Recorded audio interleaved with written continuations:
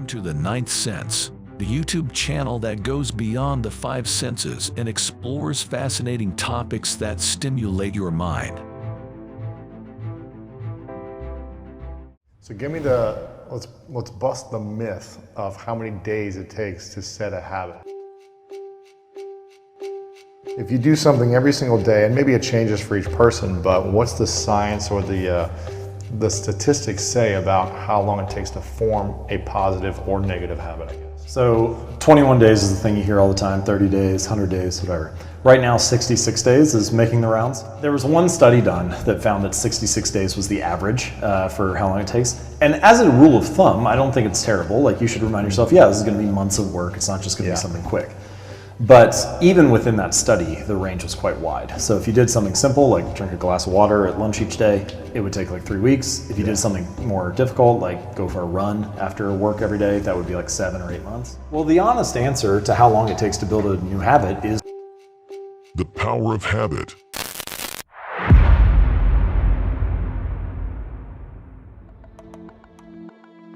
The book explains how habits are formed and how they affect our daily lives, both on an individual and societal level. It describes how habits can be broken down into 3 components: the cue, the routine, and the reward. By identifying and manipulating these components, individuals can change their habits and create new ones. The cue, the routine, and the reward are the 3 key components of a habit loop. The cue is the trigger that initiates the habit loop. It can be any sensory input or internal state that prompts the behavior. For example, the smell of coffee in the morning could be a cue that triggers the habit of making a cup of coffee. The routine is the behavior or action that is associated with the habit. It is the actual habit itself. For example, drinking a cup of coffee is the routine associated with the habit of making coffee in the morning. The reward is the positive reinforcement that follows the behavior. It is what makes the habit loop satisfying and encourages repetition of the behavior. Habits can be changed by manipulating the cue, the routine, or the reward. If someone wants to break the habit of snacking on unhealthy food in the afternoon, they can try changing the cue by replacing the time of day or location, changing the routine by selecting healthier snacks, or changing the reward by finding a different way to feel satisfied or fulfilled. Charles Duhigg uses Starbucks as an example of how habits can be intentionally designed to create a successful customer experience. Duhigg explains that Starbucks created a habit loop for its customers that keeps them coming back. The habit loop begins with a cue, which is the smell of coffee and the sight of the Starbucks logo. This cue triggers a craving for coffee or a desire for a comfortable place to relax or work. Customers then enter the store and go through a routine, such as ordering their favorite drink and pastry. Finally, they receive reward, which is the enjoyment of their coffee and the comfortable atmosphere of the store. To reinforce this habit loop, Starbucks intentionally designed its stores to create a warm and inviting atmosphere that encourages customers to stay and enjoy their coffee.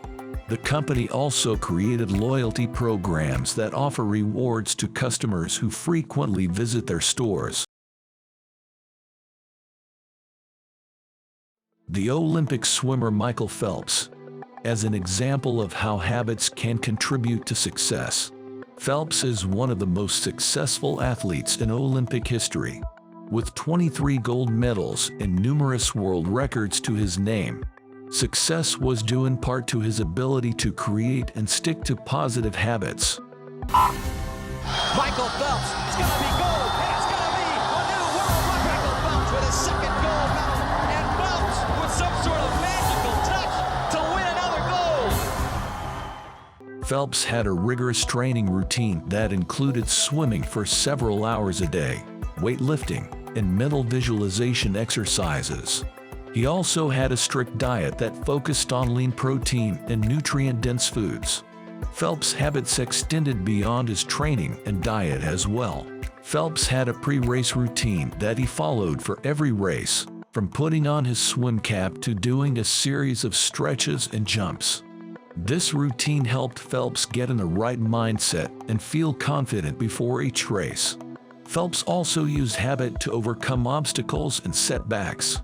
In the 2008 Olympics, he lost a race he was expected to win, but instead of giving up, he used the disappointment as motivation to work even harder. He also surrounded himself with positive influences, such as his coach and supportive teammates, to help him stay focused and motivated. Michael Phelps' success can be attributed in part to his ability to create and stick to positive habits. By training his mind and body to perform at a high level and staying disciplined and focused, he was able to achieve greatness in his sport. The power of habit can be harnessed by anyone to make positive changes in their life. By identifying negative habits, understanding the cue, routine, and reward associated with each habit, and replacing negative habits with positive ones, individuals can create new, positive habits that help them achieve their goals. Creating a plan, tracking progress, and celebrating successes along the way can help to reinforce the positive habits and stay motivated. Surrounding oneself with positive influences can also provide support and encouragement throughout the process. With discipline and commitment, anyone can use the power of habit to change their life for the better.